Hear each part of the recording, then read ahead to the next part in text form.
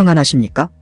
오늘은 마태복음에서 예수님께서 비유로 드신 천국 혼인잔치의 비유에 대해서 내 자신이 청함받은 자인지 택함을 받은 자인지 분별하는 시간을 가져볼까 합니다. 예수님께서는 분명히 청함을 받은 자들은 많되 택함 받은 자는 적다라고 말씀하셨습니다. 여러분은 어떠십니까? 혹시 내가 청함을 받았건 택함을 받았건 신경 쓰이지 않는다고 생각하시는 것은 아닌지요? 아니면 세상 살기도 바쁘고 힘든데 그런 것은 신경 쓸 여유가 없다라고 생각하시는지요? 많은 크리스천들이 혹 예수님을 믿는 것만으로 나는 택함 받았다라고 생각하고 계시지는 않는지요? 성경은 택함 받은 자의 특징을 어떻게 이야기하고 있을까요? 이 영상을 보실 때에 진정성을 가지고 정말 내가 구원받을 수 있는지에 대해 진지하게 생각해 보시기를 바랍니다.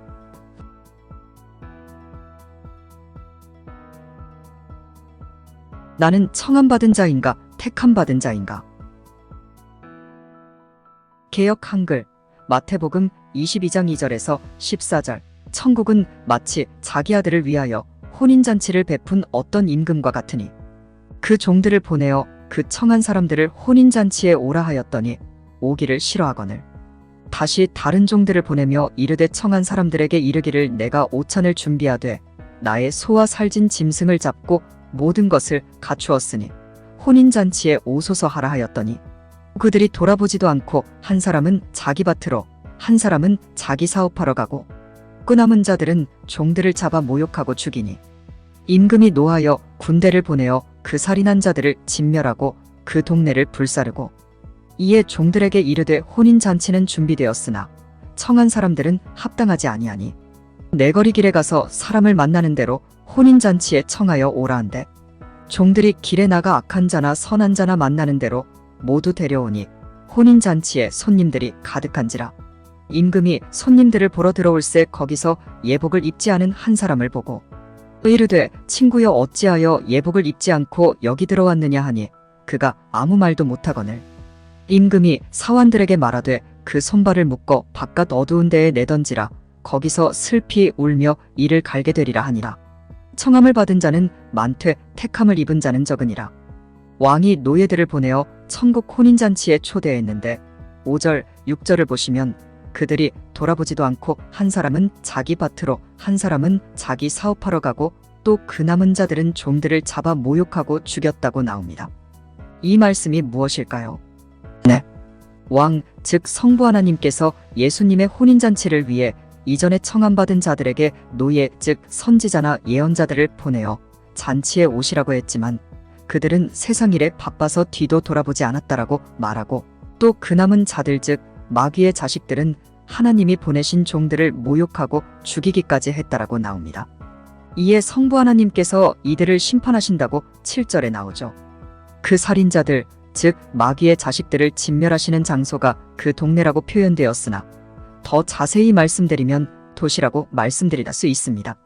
즉 마귀의 자식들이 주로 거하는 도시, 제가 간접적으로 아마 말씀드렸을 텐데 이 마귀의 자식들은 사실 대도시에 집중되어 있습니다. 그래서 계시록에서도 기록되기를 바벨론이라는 큰 도시가 지진으로 세 조각이 나고 1시간 만에 멸망된다는 예언의 말씀이 있죠.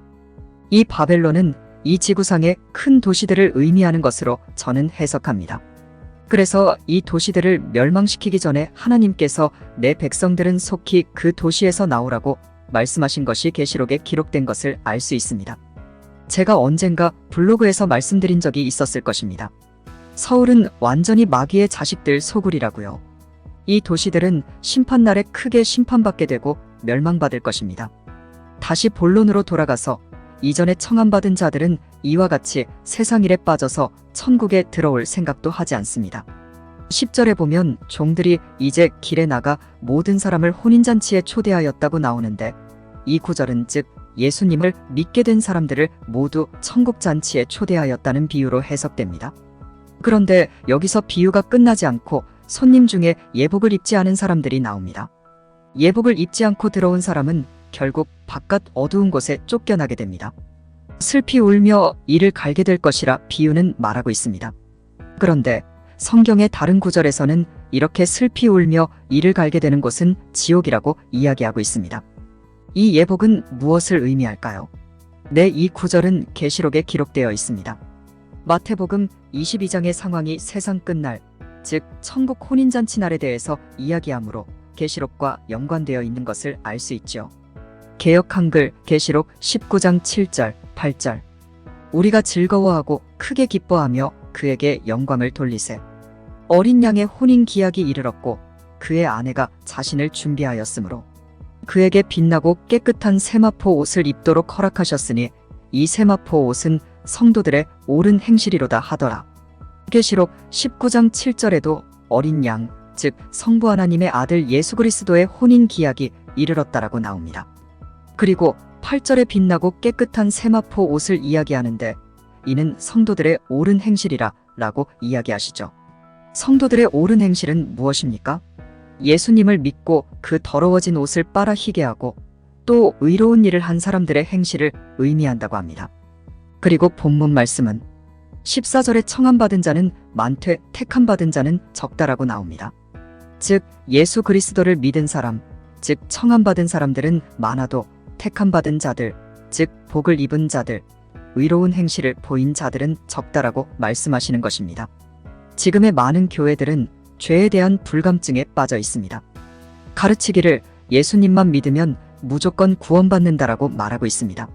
그러나 복음서에 기록된 말씀을 보면 요한복음 15장에 우리가 가지이고 예수님은 포도나무인데 아름다운 열매를 맺지 않는 가지마다 잘려져 아궁이 불지피는 곳, 즉 지옥에 던져진다라고 말씀하고 있습니다.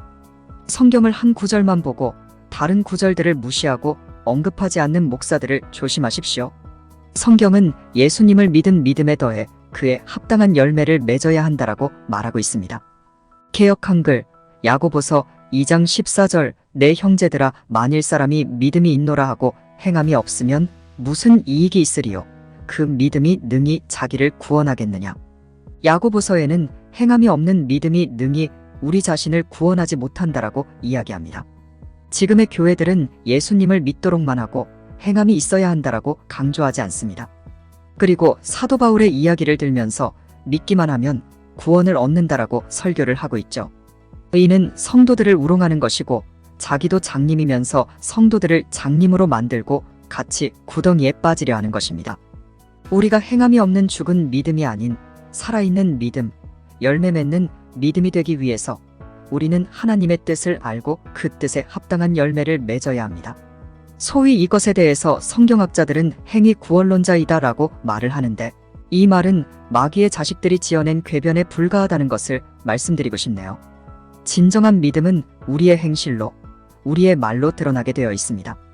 만일 어떤 사람이 믿었다고 하는데 그 말과 행실에서 그 믿음이 드러나지 않는다면 그것은 죽은 믿음입니다. 궤변에 속지 마십시오. 행위 구원이다 아니면 믿음만으로 구원받는다 라고 둘 사이를 마치 서로 대치되는 것처럼 구별되어 말하는데 그것이 바로 이 궤변의 속임수입니다. 우리가 진정으로 예수님을 믿었다면 그 열매가 드러나야 합니다. 즉 믿음은 그 믿음에 따른 행위를 반드시 나타내야 한다라는 것이고 야고보서에서는 그 행위 즉 열매가 없는 믿음은 죽은 믿음이라고 말하는 것입니다. 그리고 그 죽은 믿음은 능히 우리를 구원하지 못한다라고 이야기한 것입니다. 믿음이 있노라 하고 행함이 없으면 무슨 이익이 있으리요? 그 믿음이 능히 자기를 구원하겠느냐? 여러분, 말씀을 진정으로 깨닫게 되시기 바랍니다. 하나님께서는 멍청한 분이 아니십니다. 예수님을 믿는다고 하면서 그 열매가 없는 사람이 나중에 하나님께 심판을 받을 때에 저는 믿었습니다 라고 당당하게 말할 수 있겠습니까? 하나님은 만홀히 여김을 받지 않으실 분입니다. 예수님께서는 우리의 죄과를 위해 단번에 고귀한 피를 흘리셨습니다. 그 피, 속죄의 피를 우리가 믿음으로 구원이 시작되었지만 그 이후로는 우리의 열매로 구원을 이루어간다라고 말할 수 있으며 그 열매는 진정 믿음이 있는 사람이라면 맺을 수밖에 없는 아름다운 열매인 것입니다. 사도 바울도 구원은 이루어가는 것이라고 표현하여 기록하였습니다. 마음의 믿음만으로 구원을 얻는다는 궤변에 속지 마십시오. 지금의 교회들은 썩어 문드러져 청함받은 사람들은 들끓어대는데 택함받은 사람이 적습니다. 그리고 그런 사람들만 수도 없이 만들어냅니다. 분별하여 믿으십시오. 그리고 절대로 성경을 이래라 저래라 해석하여 설교하는 목사들 말에 여러분의 영혼을 맡기는 어리석은 짓을 하지 마십시오. 성경을 스스로 진정한 마음으로 읽지 않으면 여러분들은 구원에서 멀어질 것입니다. 성경을 진리를 대하는 마음으로 귀하게 여기고 스스로 읽어 깨닫는 분들만이 구원에서 가까워짐을 말씀드리고 싶습니다. 하나님은 만홀히 여김을 받지 않는 분이십니다. 천지의 창조주이시며 전지전능하신 분이십니다. 그분이 보이지 않고 보이게 역사하지 않는 분이라 해서 무시하고 그 말씀을 제대로 깨닫지 못한 채로 자신들의 교리에 맞춰 한두 가지 말씀만 발췌해서 자기 멋대로 설교하는 목사들에게 여러분들의 영혼을 맡기지 마십시오. 그들이 여러분들의 믿음을 키워줄 거라 생각하지 마십시오. 그런 소극적인 믿음으로 남이 키워준 가짜 믿음으로 나는 믿었다라고 말하니 지금의 성도들은 자기가 예수님을 믿은 구원받은 자라고 자신을 속이는 꼴이 됩니다. 글이 길어졌네요.